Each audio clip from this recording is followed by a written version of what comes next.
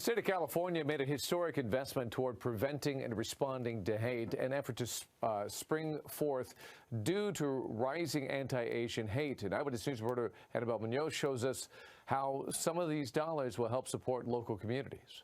The more than $165 million for an Asian and Pacific Islander equity budget is the result of determined advocacy. And it was funding that was really advocated for through the Asian Pacific Islander Legislative Caucus. Among the organizations receiving grants is the Orange County Asian and Pacific Islander Community Alliance, OCAPICA. A small group of us started it in response to a number of things, but at the time, a horrific hate crime had occurred. In 1996, 24-year-old Tianmin Lee was stabbed to death by a white supremacist while skating at Tustin High School. This was in the 90s in Orange County, and we felt like we needed to start an organization that would address resources for community members, as well as, look at not only hate crimes, but civil rights and other issues that were impacting the large Asian American and Pacific Islander population. Now, through the state's grants, OCAPICA is allocating millions of dollars to support other organizations and expand its resources like in-language services, among many other efforts. For example,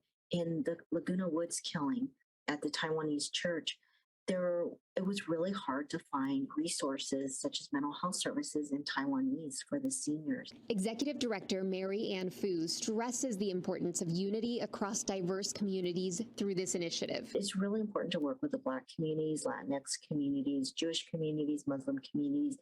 Hate affects us all. This latest round of funding is for transformative grants, including things like prevention, intervention, and direct services. Among the 12 organizations that receive funding through this second round are the Council on American Islamic Relations, California, the Coalition for Community Safety and Justice, and the Coalition for Humane Immigrant Rights, CHIRLA. And there's still a chance to apply for later rounds of funding. It's the first of its kind.